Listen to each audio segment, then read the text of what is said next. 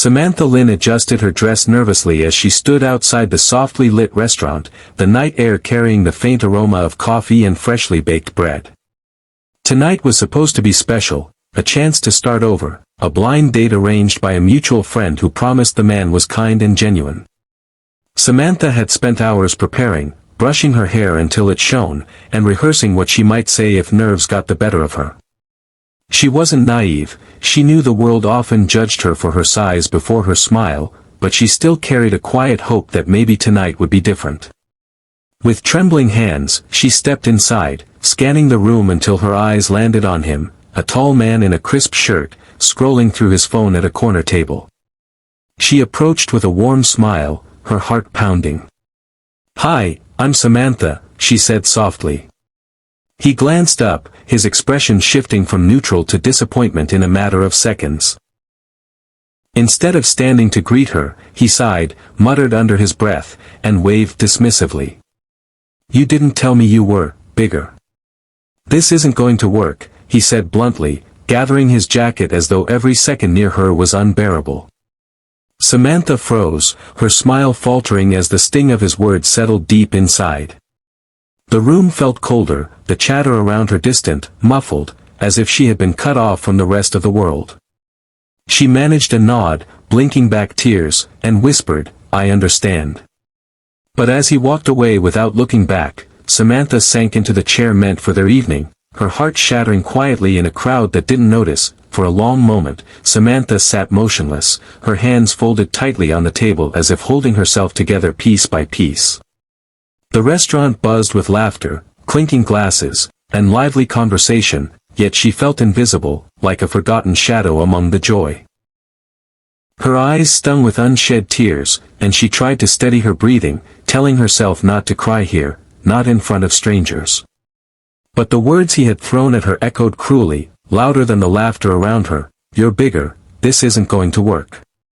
She wondered if she had been foolish to hope, foolish to think that someone might look past her body and see her heart. As the waiter approached, asking if she was ready to order, Samantha forced a small smile, not wanting pity, and quietly asked for just a glass of water.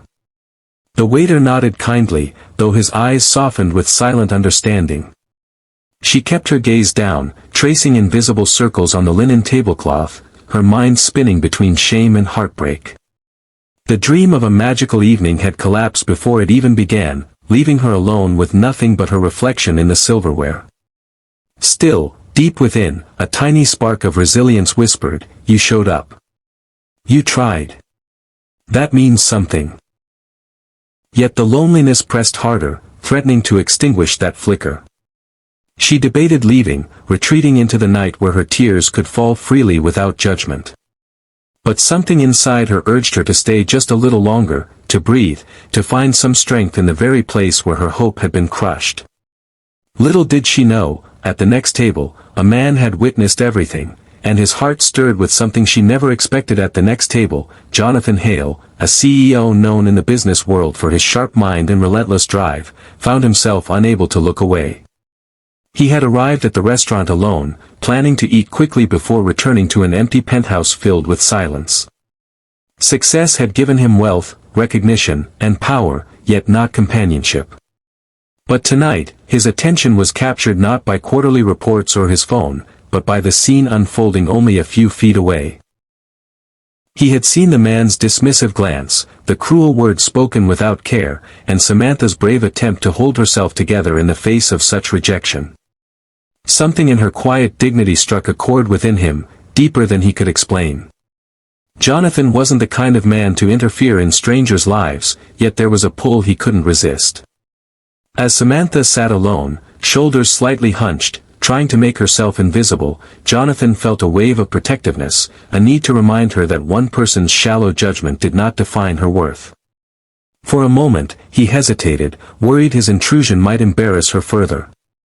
But then he noticed the way she twisted the napkin in her lap, her knuckles pale from gripping it too tightly, as if holding back every emotion.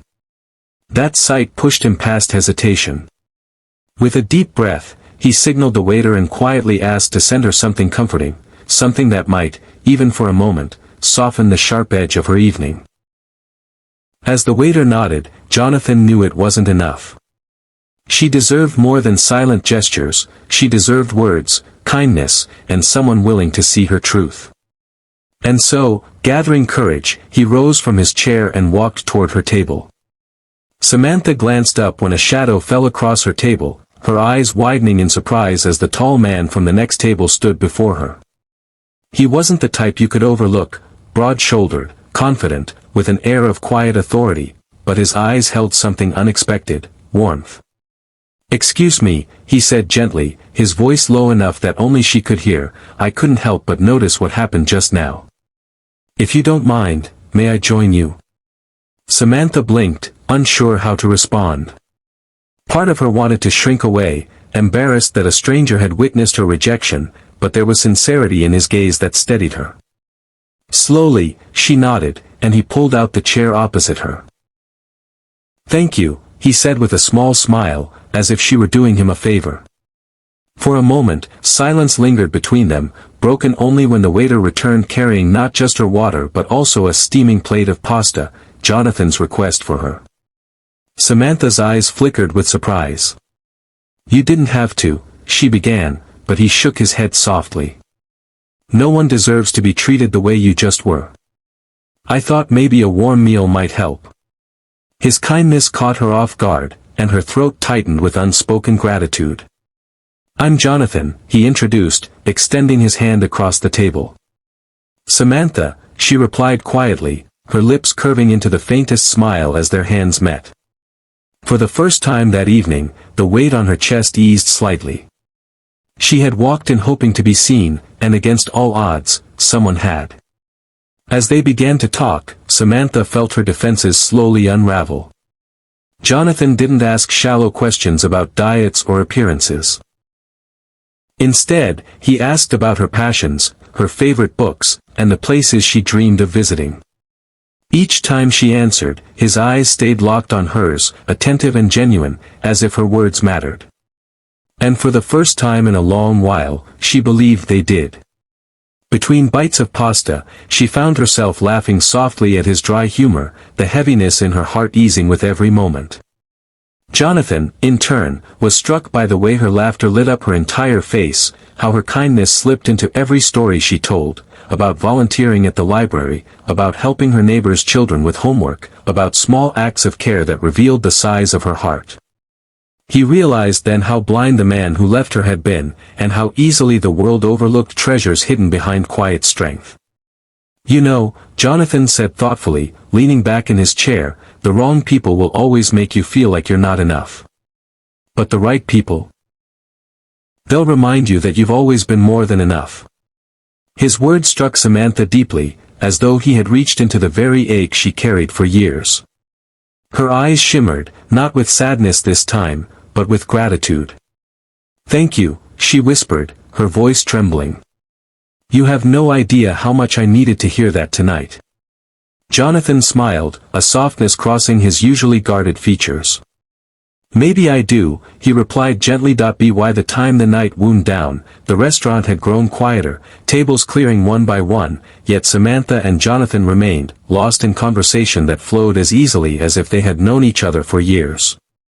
The sting of rejection that had shattered her earlier now felt distant, replaced by the warmth of unexpected kindness.